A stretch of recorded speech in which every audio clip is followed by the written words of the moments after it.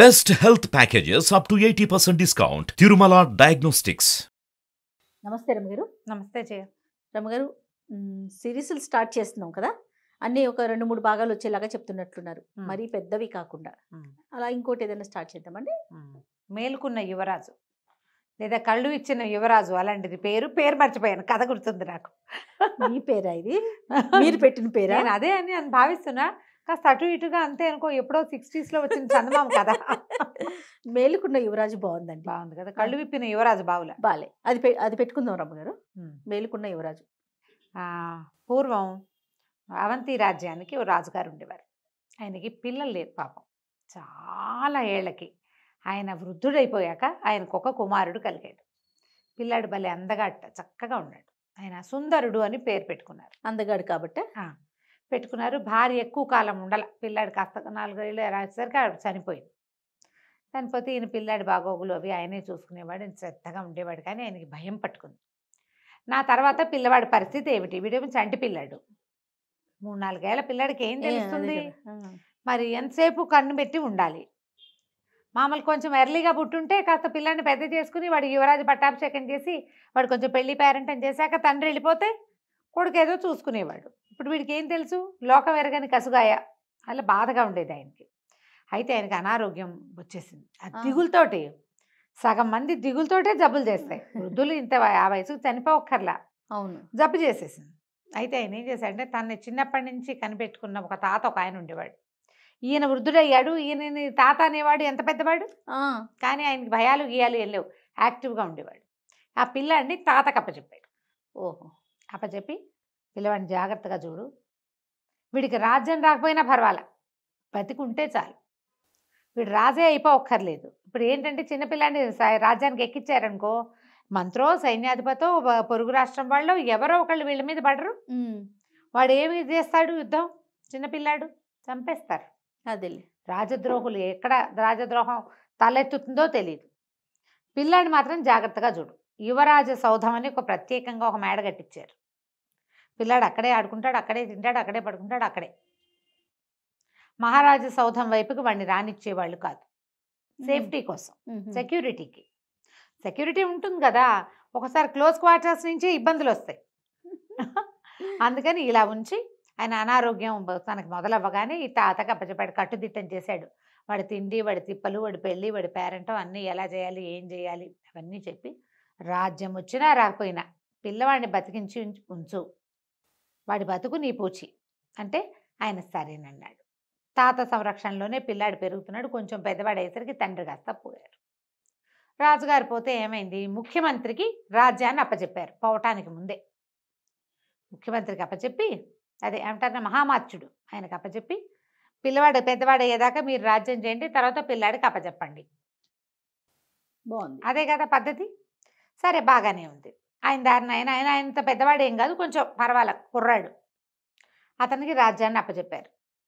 అక్కడ సాదాసీదాగా రాజ్యం జరిగేది. ప్రజలంతా ఏమనుకునేవాళ్ళు అంటే, పిల్లాడు పెద్దవాడయ్యాక యువరాజు అవుతాడు, తర్వాత మహారాజు అవుతాడు. రాజు పట్ల ఆసక్తి ఉన్న వాళ్ళందరూ అలాగే అనుకునేవాళ్ళు. కొత్త రాజుగారి పద్ధతులు నచ్చిన వాళ్ళు ఆ రకంగా నడిపించుకుంటారు, అంతేగా. పాతరాజు కావాలని ఎంతమంది అనుకుంటారు? కొంతమంది ఉంటారు ఆ రాజా కుటుంబానికి వీరాభిమానులు. మిగిలిన వాళ్ళు అలా ఉండరు కదా. కొత్త రాజు ఏర్పరుస్తున్న ఉద్యోగాలు, ఆయన ఇచ్చేటువంటి ఇవో రాయితీలో ఏవో ఆసక్తిదాయకంగా ఉంటాయి. ఎవడైతే ఏమిటి రాజు అలాంటి భావాలు ఉన్న వాళ్ళు కూడా ఉంటారు. ఈ సుందరుడు మాత్రం తాత సంరక్షణలోనే పెరుగుతున్నాడు. వాడి తిండి, వాడి తిప్పలు, వాడు ఎవరితో ఉండాలి, ఏం చేయాలి, విద్యాభ్యాసానికి కూడా బయటికి పంపల. అయ్యో. ఒక గురువుగారు, కొంతమంది గురువుగారులు వచ్చి ఇక్కడే బోధించేవాళ్ళు. పిల్లాడు ఒక్కడే, వాడికి బోర్ కొడుతుందని కొంతమంది పిల్లల్ని సెలెక్ట్ చేసి వాళ్ళు వచ్చేవాళ్ళు ఇతనితో ఆటకి. స్నేహితులు కూడా సెలెక్షనే. వాళ్ళు ఎవరు ఏమీ తెచ్చి పెట్టకూడదు, వాళ్ళని క్షుణ్ణంగా తనిఖీ చేశాకే లోపలికి పంపేవాళ్ళు. లోపల చాలా పెద్ద సామ్రాజ్యం లాగా ఉంది ఆ కోట. ఆ పిల్లాడికి ఇచ్చిన భవనం చాలా పెద్దది. పిల్లలు హాయిగా తిరగచ్చు, ఆడుకోవచ్చు, ఎంజాయ్ చేయొచ్చు. బయటికి మాత్రం రాకూడదు, బయటికి రానివ్వకూడదు. ఆహారం ఆయన తినకుండా ఏది పిల్లాడికి పెట్టనిచ్చేవాడు కాదు. ఓహో, బాగుంది. ఏ ఆహారము పిల్లాడికి వచ్చేది కాదు. ఎందుకంటే ఇప్పుడు మన రాజుగా ఉన్నటువంటి మహామంత్రికి ఆశపట్టి పిల్లాడిని పాడు చేసేసి ఏదైనా చేస్తే అదేలే ఆ అనుమానం ఉంది కదా. పండు కూడా తనంతట తను పిల్లాడు తినేవాడు కాదు. ఆ పిల్లాడికి ఏం పెద్ద అసంతృప్తి ఉండేది కాదు, కొంతంతా బాగానే ఉండేవాడు. క్రమంగా వాడికి బయటికి వెళ్ళాలి ఇలాంటి ఆసక్తులు మొదలైనాయి. 19-20 సంవత్సరాల లాగానే ఒక మంచి సంబంధం చూసి పెళ్లి చేశారు యువరాజుకి. పెళ్లి చేశారు. ఆ అమ్మాయి ఆ లోపలే ఉండేది, లోపలే ఉండేది. కానీ ఈ తాత భార్యాభర్తలిద్దరిని ఒక చోట ఉండనిచ్చేవాడు కాదు. కబుర్లు చెప్పుకునేవాళ్ళు, అమ్మాయి తిండి అమ్మాయిదే, అబ్బాయి తిండి అబ్బాయిదే, అబ్బాయి రూమ్ అబ్బాయిదే, అమ్మాయి రూమ్ అమ్మాయిదే, సినిమాటిక్గా. ఆ అమ్మాయిని తాంబూలం కూడా ఇవ్వనిచ్చేవాడు కాదు ఆయన. తాంబూలం కూడా ఆయనే కట్టించేవాడు. వివాహం అయింది, ఇద్దరు స్నేహితుల్లాగానే ఉండేవాళ్ళు అమ్మాయి అబ్బాయి. ఇంకా కొంతకాలం గడవాలి. అయితే ఏమైంది, ఒకసారి స్నేహితులందరూ వచ్చారు. వీడికి బయటికి వెళ్ళాలన్న ఉత్సాహం అవి మొదలైపోయినాయి. ఆ భార్య బయట అలా ఉంటుంది, ఇలా ఉంటుంది, మా ఊళ్ళో ఇలా ఉండేదని చెప్తుంది. వీడికి ఉత్సాహం. అయితే ఏమైంది, ఒకసారి ఫ్రెండ్స్ అందరూ వచ్చేసరికల్లా మేడ మీదకి వెళ్ళారు. చాలాసేపు మేడ మీద ఉంటే దూరంగా ఒక తెల్లటి సౌధం కనపడింది. అది ఎంత బాగుందో, అది ఎవరిల్లు ఏమిటి అన్నారు. అనేసరికల్లా ఈ స్నేహితుల్లో ఉత్సాహవంతుడు ఒకడు ఏమన్నాడంటే, నిజాన్ని నువ్వు అక్కడ ఉండాల్సింది, అది మహారాజ భవనం, సభాభవనం, నువ్వు అక్కడ ఉండాలి, వైట్ హౌస్ అక్కడే కదా నువ్వు ఉండాల్సింది. కానీ ఏమిటంటే మరి మీ నాన్నగారు చనిపోవటం వల్ల, నీకు ఈ సంరక్షణ వల్ల, మహామంత్రికి రాజ్యాన్ని అప్పగించడం వల్ల నువ్వు ఇంకా ఇలాగే రాజుగారి అబ్బాయిగానే, పాత రాజుగారి అబ్బాయిగానే ఉండిపోయావు అని చెప్పేశారు. కల్లా వీటి కిందకు వచ్చి, నేను ఊళ్ళోకి వెళ్తాను, ఆ మహారాజ్ సౌధం చూడాలనుకుంటున్నానని చెప్పాడు.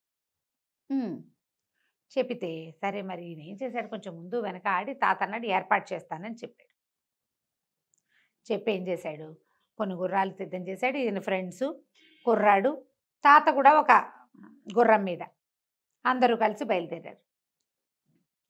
ఇప్పుడు ఒక కుర్రాడు పరిగెత్తుకుంటూ వెళ్ళి 4 చలాంగులో చూసి రావటం వేరు, సపరివార సమేతంగా టిక్కు టిక్కు టిక్కు అని ఏం ఉత్సాహం ఉంటుంది వాడికి. కానీ పాపం వెళ్ళాడు. వెళ్తే సరే అందరూ పలకరించారు, రాజుని యువరాజుని చూసారు. జనమంతా ఉత్సాహపడుతున్నారు చాలామంది. ఆ సభాభవనానికి వెళ్తే అక్కడ సభ జరుగుతుంటే ఎవ్వరూ తనకి పలకలేదని, అక్కడున్న వాళ్ళకే పలుకుతున్నారని అర్థమైంది తనకి. ఉండబుద్ధి కాల అక్కడ. ఇదంతా నాది కదా, ఏమిటి నా పరిస్థితి ఇట్లా ఉంది, నేను ఎందుకు ఇలా అయిపోయాను, ఈ తాత నన్ను వదలడే, తాతదేమిటి ఆయనకి ఏముంది, రాజాజ్ఞ, పిల్లాన్ని బతికించాలి అంతే, ఇంకంతకంటే ఏం చేయలేడు. సరే వెనక్కి తిరిగి వచ్చేసారు. తిరిగి వచ్చేసేసరికల్లా ఆ పూట పడుకుంటే ఈ అబ్బాయికి ఎలాగైనా వెళ్ళిపోవాలనిపించింది. వెళ్ళిపోవాలి, అక్కడికి వెళ్ళాలి, మళ్ళీ వెళ్ళాలి ఇంకొకసారి. ఈసారి ఈ గుంపుతో వెళ్ళకూడదు. వెళ్ళాలి అంటే తాత ఏమంటాడు, తను కూడా తయారవుతాడు వెనకాల. చెప్పకుండా వెళ్ళిపోవాలా? చెప్పకుండా వెళ్ళిపోదాం అనుకున్నాడు. ఇక భవనంలోంచి బయటపడడానికి మార్గాలు చూశాడు. అన్ని తలుపులు బంధించబడి ఉన్నాయి, గవాక్షాలు ఉన్నాయి, కిటికీలు ఉన్నాయి. కిటికీల నుంచి దిగాలంటే ఎలా దిగాలి ఆలోచించి వెతకడం మొదలుపెట్టాడు. వెళ్తే అన్ని గదులు వెతికాడు. ఒక పెద్ద తాడు కావాలి నాకు, ఇది కట్టేసి దిగుదాం. వెతగ్గా తన భార్య గదిలో ఒక తాటి నిచ్చెన కనపడింది అతనికి. ఈ తాటి నిచ్చెన అక్కడ ఎందుకుందో, దీన్ని ఎవరు ఉపయోగిస్తున్నారో ఆలోచించాల. అప్పటికి గంట సేపటి నుంచి వెతుకుతున్నాడు. మనకు కావాల్సిన వస్తువు దొరికినప్పుడు డెస్పరేట్గా వాడేద్దాం అనుకుంటాం. అవును. అంతేగాని దేనివల్ల ఉంది, ఎవరు పెట్టారు, ఏం చేస్తుంది, ఈ గదిలో ఎందుకుంది, అలా ఊహ రాక ఆ తాటి నిచ్చెన్ని కిటికీలోంచి బయటేసుకుని దిగేశాడు. దిగేసి నిశ్శబ్దంగా గోడలు దాటుకుంటూ బయలుదేరి బయటికి వెళ్ళిపోయాడు. పై సౌధంలో పై అంతస్తులో ఉన్నవాడు కిందకి దిగి వచ్చాక ఏముంది, అది దిగేశాక ఇక మామూలు గోడలే. తలుపులకు తాళాలు వేస్తారు కానీ గోడలకు తాళాలు వేయలేరు కదా, కాస్త ఎత్తుగా ఉంటాయి అంతే. మెల్లిగా ఇక కోట గోడ ఈ మన దానికి ఆ సౌధం తాలూకు గోడలు అవి గేట్లు దాటుకుని బయటకు వచ్చాడు. బయటకు వస్తే అక్కడొకళ్ళు మాట్లాడుకుంటూ మాటలు వినపడుతున్నాయి. యువరాజు బయటకు వచ్చాట ఈ మధ్య, అంటే ముందు వచ్చాడు కదా, ముందు రోజు బయటకు వచ్చాట. నిజానికి న్యాయం పడితే ఆయన రాజ్యం చేయాలి కుర్రాడు, ఈ దుర్మార్గుడి చేతిలో పడ్డాం మనం అని ఒకళ్ళు మాట్లాడుకుంటున్నారు. అక్కడి నుంచి ఇంకోళ్ళు ఎవరో మాట్లాడుకుంటున్నారు. ఆ ఎవరైతే ఏముందిరే, రాజు అన్నవాడు, అతనికి ఏం తెలుసు, యువరాజుకి చిన్నవాడు పగే ఆ సౌధంలోనే ఉన్నాడు.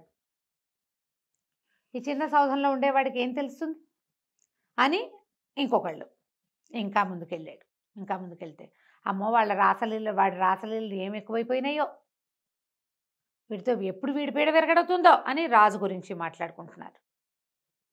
ఇతను ఆశ్చర్యంగానూ ఉంది, ఆలోచనగాను ఉంది. ఎట్లా నేను నా రాజ్యాన్ని తీసుకోగలుగుతాను? ఇలా ఆలోచిస్తుంటే ఒక బండి వస్తూ కనపడింది. నేను గబగబా చెప్పేస్తున్నా, కొంచెం వివరంగానే ఉంది అది. ఆ బండిలో మహామాచుడు ఇప్పుడు రాజుగా ఎవరున్నాడో ఆయన, మంత్రి పక్కపక్కన కూర్చొని వెళ్తున్నారు. ఆ బండి ఎత్తైన బండి, వెనకకి ఇట్లా కిందకి కాళ్ళు పెట్టుకుని దిగడానికి మెట్టుకి కిందకి ఒక సాధనం ఉంది. అంటే మెట్లు ఉంటాయి కదా బళ్ళకి, ఆ చటుకుని ఏం చేశాడు, చీకటి మాటున ఆ బండి వెనకాల మెట్టు పట్టుకుని మెట్టు మీద కూర్చుని ఆ బండితో పాటు వెళ్ళిపోయాడు. ఓహో. వెళ్ళిపోయేసరికి అదొక పెద్ద సౌధం, అందులోపలికి వెళ్ళాడు. ఈ బండిలోంచి ఆయన దిగాడు. ఈ కుర్రాడు కూడా, మన యువరాజు కూడా నక్కుతూ సుందరుడు వాళ్ళ వెనకాల పడి వెళ్ళాడు. వెళ్తే లోపల చాలామంది ఏమిటో ఆడవాళ్ళు, డాన్సులు, నాట్యాలు, గీట్యాలు ఉన్నాయి. ఈయన ఒరిజినల్ సౌధం కాదు, మంత్రి గారిది కాదు, ఇదేదో వేరే ఒక ప్రాంతం.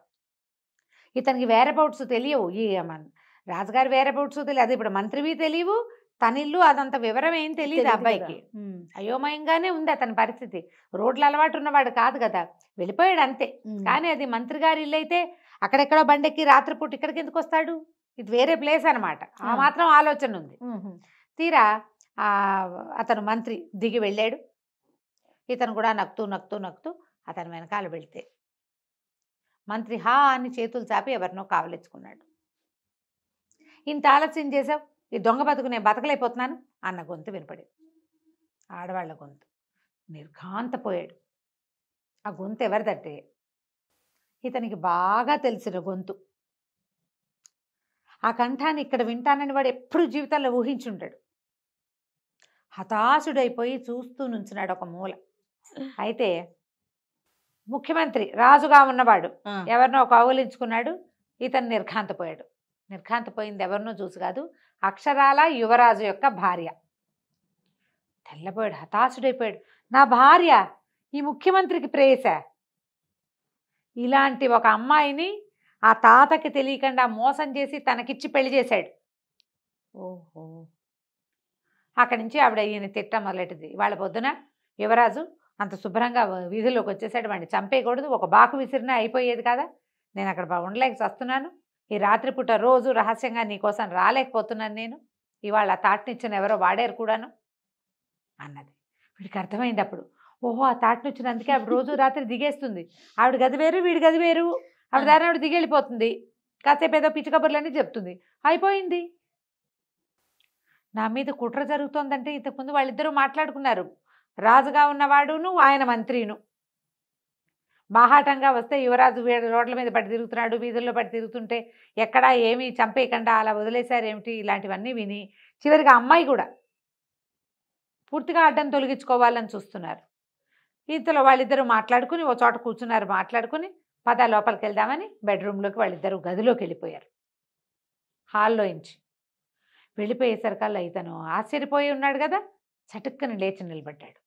వాళ్ళ వైపు వెనకాల వెళ్ళడానికి ఒక అడిగి అయిపోయాడు. ఇంతలో ఏమైంది, అక్కడ తగిలించున్న వస్తువు ఏదో చేతికి తగిలి కణేలమని మోత వచ్చింది. మోత రావడం అంటే ఒక ఆడగొంతు వచ్చింది బయటికి. ఎవరది అక్కడ అని, అంతా స్త్రీలే ఉన్నారు, అంతఃపుర రక్షణ. అక్కడి నుంచి కత్తులు దూసుకుంటూ ఆడాళ్ళు పరిగెత్తుకొచ్చి వచ్చేసారు. పరిపోయాడు, పరిగెత్తాడు. ఇక అక్కడ దొరికితే ఇంకా దొరికిపోయినట్టే, పొద్దున్న తరగకుండా వదిలేసారు, ఇప్పుడు తరిగేస్తారు వాళ్ళు. ఇక పరిగెత్తాడు పరిగెత్తాడు పరిగెత్తాడు. ఆ ఉద్యానవనము అదో క్రీడా మండపంలాగా ఉంది, అది చాలా పెద్ద ఇల్లు, ఒక పెద్ద మందిరం. ఆ మందిరాన్ని దాటుకుంటూ అవతల వీధుల్లోకి పరిగెత్తాడు. అయితే అక్కడ ఒక పురాతన మందిరం ఒకటి ఉంది, పాతకాలంలో అది అన్నదాన సత్రమట, రాజు ఏర్పరిచింది. ఈ కొత్తగా వచ్చిన రాజుగారు అన్నదానాలు గిన్నదానాలు మానేశాడు. 10 సంవత్సరాలు అయిపోయింది. సుందరుడు 8 ఏళ్లవాడుగా వాళ్ళ నాన్న పోయాడు. ఇప్పుడు 18 సంవత్సరాలు వచ్చినాయి అతనికి, 19 ఏళ్ళు. ఈ 10-12 ఏళ్లలో వీడు బాగా బలపడిపోయాడు కదా. అన్నదానం మూసేస్తే ఆ ఊళ్ళో ఉన్నటువంటి బిచ్చగాళ్ళు, బీద బిక్కి జనము వాళ్ళంతా ఆ బిల్డింగ్లో ఉంటున్నారు. సరే ఆ జనాల మధ్యలోకి పరిగెత్తాడు. ఆలోచించుకుంటున్నాడు, నా మీద కుట్ర, నేను ఆ మందిరంలో ఉన్నంత కాలమే నాకు రక్షణ, అది కూడా లేదు. ఇప్పుడు భార్య ఒకటి ఉంది, అది ఏనోడు కాటేస్తుందో లేదు, ఏదో ఒకరోజు ఏం చేసేస్తుందో. ఆ తాత ఏం చేస్తాడో, నేను కాపాడగలుగుతాడు?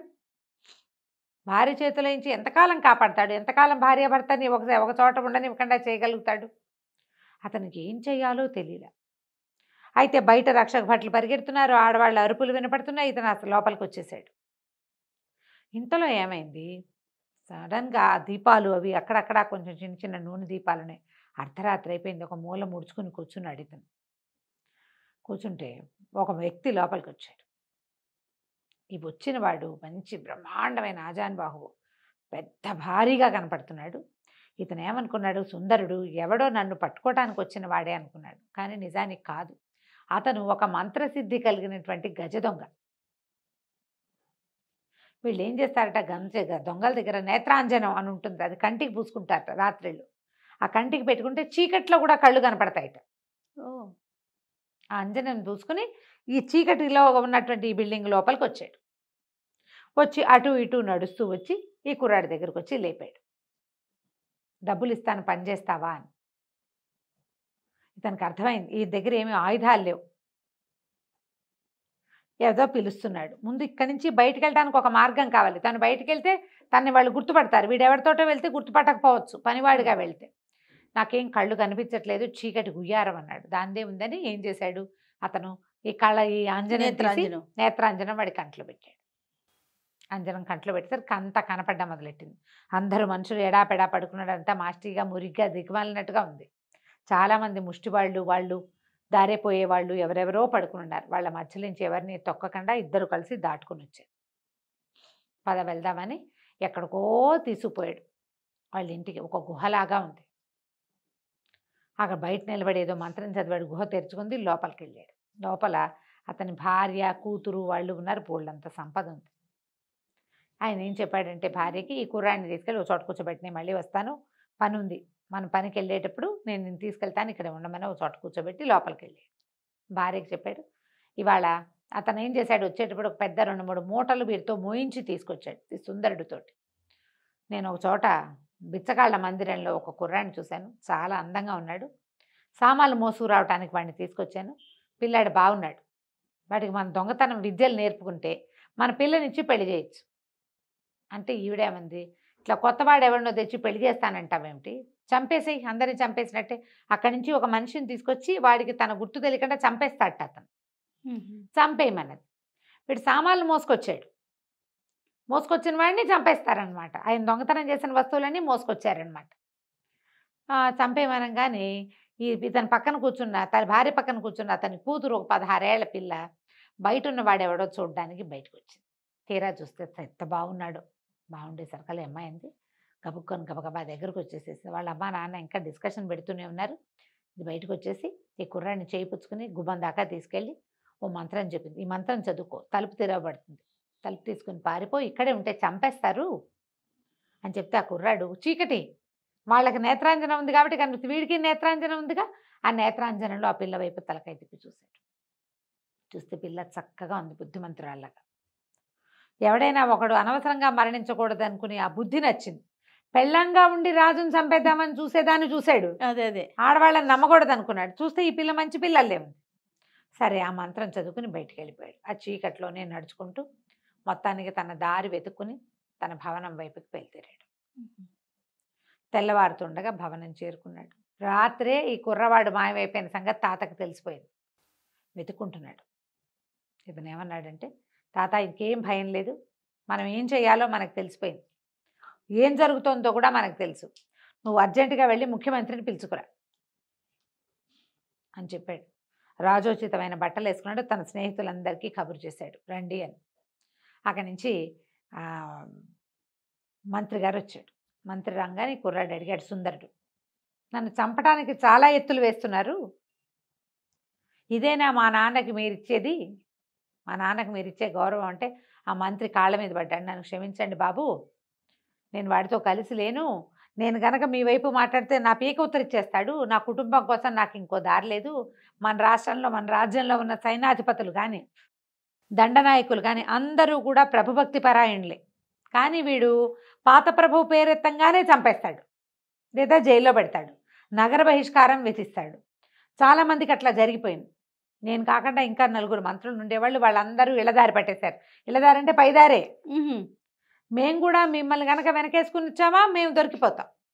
అందుకని ఇక తప్పనిసరి పరిస్థితి అయ్యి మేము అతని వెనకాల ఉండవలసి వస్తుంది. ప్రజలు కూడా విసిగిపోయి ఉన్నారు అతనితోటి. రాజ్యాధికారం మంత్రులు చేజిక్కించుకుంటే ఎట్లా? ఆ కాలం పద్ధతి అది కాదు. క్షత్రియులకే కావాలి. అతను కడు దుర్మార్గుడు. చాలా ఆలోచించి మీ భార్యని కూడా తన ప్లాన్ చేసినట్టుగానే తీసుకొచ్చి మీకు అప్పచెప్పాడు. ఆ పెళ్లి కూతురు సంబంధాలు అవన్నీ కూడా జాగ్రత్తగా ఈ తాతని మోసపుచ్చాడనమాట. అతని వైపు మాట్లాడడం తప్పిస్తే మాకు ఇంకో దారి లేకపోయింది. మీరు ఇప్పుడు ఏం చెప్పమంటే అది చేస్తా, ఏం చెప్తే అది చేస్తా, మీరు ఏం చేయమని చెప్పి ఆజ్ఞాపించినా సరేనన్నాడు. అనగానే సరే, ప్రజలందరికీ తెలియజేయండి యువరాజు పట్టాభిషేకం చేసుకుంటున్నాడని. ఒకటే రోజులో ఈ రోజు జరిగిపోవాలి. వాళ్ళకి ఇంకా ఊహ రాల. రాజకుమారుడు బయటికి వెళ్ళిపోయాడు, వాడు ఇవన్నీ చూసేశాడు, వాళ్ళకేం తెలియదు. పటాటోపంగా వెళ్తే తెలిసిపోతుంది. అందరికీ ఒక వార్త బయటికి రాకుండా తెలియచేయాలి. అక్కడి నుంచి ఈ తమ దగ్గర సైనికులు వాళ్ళు కొంతమంది సైన్యం ఉంటారు కదా, ఈ అబ్బాయి తోడున్నారు కదా, ఈ అమ్మాయి వీళ్ళతోటి ఆ అమ్మాయిని తన భార్యని పెడరెక్కలు విరిచి కట్టించేసాడు. ఒకేసారి నిన్న వచ్చిన యువరాజు ఇవాళ మళ్ళీ వస్తాడని ఎవ్వరూ ఊహించలే. ఎందుకంటే అతను 10 ఏళ్ల వయసులోనో 9 ఏళ్ల వయసులోనో ఒకసారి వచ్చాడు, మళ్ళీ 18-19 ఏళ్ళు వచ్చాక రెండోసారి వచ్చాడు ఊళ్ళోకి. నిరాడంబరంగా గుర్రం వేసుకుని వెళ్ళిపోయాడు. స్నేహితులందరినీ కాసేపు ఆగి రమ్మన్నాడు. పటాలం అంతా పోయిందనుకో, ఏదో పటాలం వస్తోందని చూస్తారు. ఒంటరిగా వెళ్ళే యువరాజుని ఎవరు చూస్తారు? ఆగమేఘాల మీద వెళ్ళిపోయి రాజభవనంలోకి ప్రవేశించి వెళ్ళి సింహాసనం మీద కూర్చున్నాడు. అప్పుడే ఇంకా సభ సర్దుకుంటున్నారు జనాలు. ఈ సింహాసనం మీద వచ్చి కూర్చున్న యువరాజును చూసేసరికల్లా ఏముంది, మహారాజుకి అంటారు కదా, యువరాజుకి జయ అని అరిచారు కొంతమంది. ఇంతలో ఏమైంది, దండనాయకుడు రాగానే ఇప్పుడు ఆ సింహాసనానికి విలువ, దాని మీద ఎవరుంటే వాళ్ళ మాట వినవలసిందే వాళ్ళు, అంతే. మహామార్చుడి పెడరెక్కలు విరిచి కట్టి పట్టుకురండి అని కేకేశాడు. దండనాయకుడు ఒకటే పరుగులోకి వెళ్ళిపోయాడు అంతఃపురంలోకి. ఆ రాజుగా ఉన్న మంత్రిని రెక్కల చేతులు కట్టేశారు వెనక్కి. 2 సైనికులు ఒక్క కర్ర దూర్చి చేతుల మధ్యలో మోసుకుని తీసుకొచ్చేశారు. అక్కడి నుంచి బంధించిన ఇతని భార్యను కూడా తీసుకొచ్చారు. వీళ్ళిద్దరి నేరము ప్రూవ్ అయిపోయింది. ఆ అమ్మాయి ఇతని భార్య, ముఖ్యమంత్రి భార్య. పెద్ద వయసు ఏం కాదు, చిన్న వయసుదే. అప్పుడు చేసుకునేవాళ్ళు కదా అట్లా పెళ్ళిళ్ళు. ఇవి ఇతన్ని చంపేస్తే శాశ్వతంగా రాజు అయిపోవచ్చు, రాణి అయిపోవచ్చు. అక్కడి నుంచి వాళ్ళిద్దరిని కారాగారంలో పెరేశారు. తర్వాత కొరత ఇస్తారు, అతన్ని కొరత ఇస్తారు, అమ్మాయికి ఉరిశిక్ష ఇస్తారు, శిక్షలు విధించేశారు. రాజ్యంలో ఇతను ఇవాళే నా పట్టాభిషేకం, ముహూర్తం లేదేం లేదు, నేను రావటమే ముహూర్తం అన్నాడు. ఆ తాత వెంటనే సంతోషంగా అందరినీ పిలిపించి మధ్యాహ్నానికి యువరాజుకి పట్టాభిషేకం చేసేశారు.